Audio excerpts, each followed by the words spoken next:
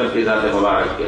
کسی اور دین کے بارے میں، یہودیت نہ نصرانیت نہ کسی اور دین کے بارے میں پوچھا جائے گا. ان الدین عند اللہ الاسلام ومن یبتغی غیر الاسلام دینا فلن یقبل منہ. اسلام کے علاوہ کوئی دین اور نہیں اللہ کے یہاں مقبول ہے، کسی اور دین کے بارے میں نہیں پوچھا جائے گا. اس وجہ سے ہم مسلمانوں کو چاہیے کہ ہم رب کو پہچانیں، اپنے دین کو جاننے کی کوشش کریں، اور پھر پیارے رسول صلی اللہ علیہ وسلم کی مبارک حیثیت کو پہچان کر کے آپ کو حیثیت دے جس حیثیت کے لیے اللہ تعالیٰ نے ہمیں ہمارے لیے آپ کو نعمت بنا کر کے بھیجا.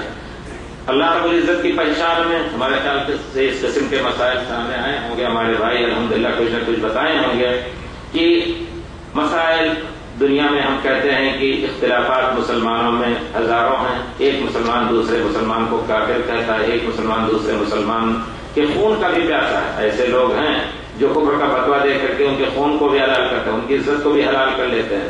یقیناً اس بھٹکتی ہوئی دنیا میں اگر امن لانا ہے تو اسلام کے ذریعے سے. اور کون سا اسلام؟ ہر ایک اسلام کا نام لیتا ہے. کچھ لوگ تو کتاب و سنت کا بھی نام لیتے ہیں کہ ہم کتاب و سنت کو ماننے والے ہیں، لیکن کتاب و سنت کا کو کچھ اس طرح منمانی اس کی تفسیر کرتے ہیں کہ اس میں قبولیت اور بیعت تمام طریقے تمام داخل کر کے اسی کو دین سمجھتے ہیں، اس کے علاوہ دین نہیں ہوتا.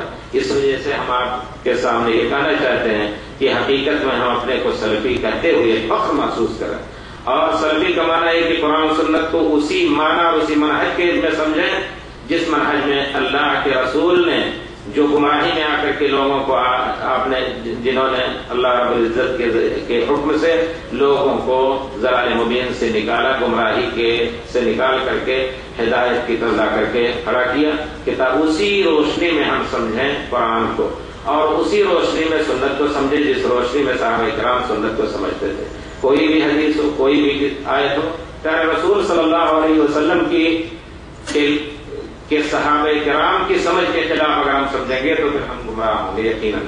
اس وجہ سے اللہ کی ذات سے متعلق سلف کا جو طریقہ رہا ہے، اللہ کی ذات کے بارے میں، اللہ کی صفات کے بارے میں، اللہ کے وجود کے بارے میں کہا ہے اللہ تعالیٰ، وہی اسی پر ہمیں ایمان لانا ہے جس پر صحابہ کرام ایمان لائے.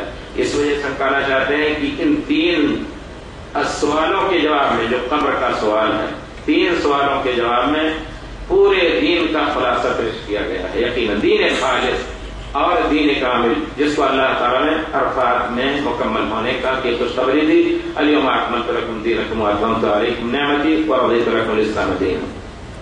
اس کی روشنی میں پھر ہمیں کسی اور مسلک کی طرف نہیں دیکھنا ہے. عقیدے نہ شریعت، نہ اعتزال، نہ اور کوئی عقیدہ، صرف سلف کا عقیدہ. ہم ایک مسئلے میں جہاں بھی پوچھیں کسی سے، ہم بار بار ہی کہتے ہیں کہ تفقہ اور تفقہ صحیح جو ہے، اس اختلاف کے موقع پر مسلمان اگر اکٹھا ہونا چاہیں تو جب تک کتاب و سنت اور صحابہ کرام کے سمجھ کے مطابق یا سمجھ پر اتفاق نہیں کریں گے، آپس میں اتحاد اتفاق ہرگز نہیں ہو سکتا. یقیناً یہ چیز ہے. اور جب اللہ تعالیٰ نے اپنے دین کو مکمل کر کے محفوظ رکھنے کا بھی وعدہ کر لیا تو پھر اللہ کو جھٹلاتے ہوئے ہم دائیں بائیں کیوں دیکھتے ہیں؟ جس مسئلے میں اللہ نے اپنے بارے میں فرما دیا کہ میں کہاں ہوں، کس طرح ہوں، کیا ذات ہے میری، لیس کمثلہ شیء، اس بارے میں ہمیں اسی طرح ایمان لانا ہے. نہ اشریت ہے، نہ اعتزال ہے، نہ ماتریدیت ہے، نہ اور کوئی مسئلہ. پھر دین کے بارے میں، دین صحیح کیا ہے؟ دین میں اللہ تعالیٰ نے عقیدہ، اخلاق و معاملات سب کچھ داخل کیا. ہم مسلمانوں کو چاہیے کہ پیارے رسول صلی اللہ علیہ وسلم کے صحیح عقیدے کے ساتھ ساتھ اخلاق رسول کے بھی ہم حامل ہوں. پیارے رسول صلی اللہ علیہ وسلم تمام انبیاء اخلاق حسنہ کو لے کے آئے. اخلاق اصل خلق کا استعمال تو عام طور پر مکمل دین پر ہوتا ہے، کیونکہ حضرت عائشہ سے جب پوچھا گیا کہ رسول کے خلق اور اخلاق مبارکہ کے بارے میں بتاؤ تو آپ نے کہا کہ قرآن نہیں پڑھتے. کہا خلق اور قرآن کا رسول کے اخلاق قرآن کریم ہی کے اخلاق کی تفسیر اور شرح تھے. لیکن جب اخلاق عقائد اور معاملات کے ساتھ اخلاق کا ذکر کیا جائے تو عام ایک دوسرے مسلمان کے حقوق، دوسرے مسلمان سے تعلقات، پڑوسی سے، رشتہ دار کے ساتھ، ماں باپ کے ساتھ، ان اخلاق کے ساتھ بھی ہم رسول صلی اللہ علیہ وسلم کے دین کو سمجھیں. کس طرح آپ نے اس دین کو یہودیوں کے ساتھ برتا. یہودیوں کے ساتھ آپ خالص مسلمان ہو کر کے، صحابہ کرام خالص مسلمان ہو کر کے یہودیوں کے ساتھ کیسا تعلق رکھتے تھے. ایک مخالف کے ساتھ ہمارا کیا تعلق ہونا چاہیے. یقیناً اس میں کوئی شک نہیں، وہ ہمارے عقیدے میں مخالف ہے، لیکن جب تک وہ کفر کی حد تک نہیں ہے تو اس کو ہمیں مسلمانوں کے حقوق دینے ہیں. دین الاسلام کو مانتے ہوئے ہمیں پورے طور پر پیارے رسول صلی اللہ علیہ وسلم کے اخلاق کو ہر مرحلے میں برتنا ہے. ہمارے نوجوانوں کو چاہیے، جو لوگ جوش ہوش میں چھوڑ کر کے جوش میں آ کر کے، جوش کے ساتھ ہوش بھی ہونا چاہیے، جوش میں آ کر کے ذرا سی باتوں پر لوگوں کو کافر کہتے رہتے ہیں. گمراہی الگ چیز ہے، بدعت کا مرتکب ہے وہ الگ چیز ہے. بدعتیں بعض ایسی ہیں جو کفر تک پہنچاتی ہیں، لیکن جب تک کفر تک نہیں پہنچائیں گی تو وہ ضلالت رہیں گی، اور ضلالت جہنم میں لے جانے گا، لیکن ہمیشہ جہنم میں اس وقت تک نہیں رہے گا جب تک کفر کی حد تک اور شرک کی حد تک نہ جائے. اس وجہ سے ہم مسلمانوں کو چاہے خاص طور پہ سلفی فکر کے حاملین کو کہ اپنے کو لوگوں سے دور نہ رکھیں اور یہ کہیں کہ نہیں اس سے دور رہو، اس کو حجر کرو، چھوڑو. آج کل نوجوانوں میں یہ مرض بہت تیزی سے پھیل رہا ہے، اور پھر آگے چل کر کے یہی لوگ غلط فکر کو استعمال کرتے ہوئے ایک دوسرے مسلمان کا خون بھی حلال سمجھتے ہیں. آخر دیکھتے ہیں آپ جو سعودیہ میں بہت کچھ ہوا، جو کچھ بم وغیرہ کے حوادث انہی مسلمان بچوں نے، نوجوان بچوں نے جن کو غلط انداز سے کمایا گیا، اسی غلط فکر کے ذریعے سے کتنے بے گناہوں کو انہوں نے موت کے گھاٹ اتار دیا، کتنے نقصانات پہنچائے. اس وجہ سے ایک سلفی فکر کے حامل کو چاہیے کہ ہم دین کو اسی صورت میں سمجھیں، اسی شکل میں سمجھیں جس شکل میں پیارے رسول صلی اللہ علیہ وسلم نے سمجھا اور پیارے رسول کے اصحاب کرام نے اس کو برتا. دین اسلام کا یہ تقاضا ہے. اور پھر محمد رسول اللہ کا تقاضا ہے کہ ہم جس طرح اللہ رب العزت نے ہمیں اپنی عبادت کے لیے پیدا کیا ہے، ہم اپنے کو پیارے رسول صلی اللہ علیہ وسلم کے ساتھ خاص کر لیں اور یہ سمجھیں کہ اللہ تعالیٰ نے پیارے رسول ہی کی مطلق اطاعت کے لیے ہمیں پیدا کیا ہے. اس وجہ سے اس راستے پہ ہم دیکھیں گے ہم کسی اور کے تابع اور کوئی انتصاب کی ضرورت ہی ہمیں نہیں.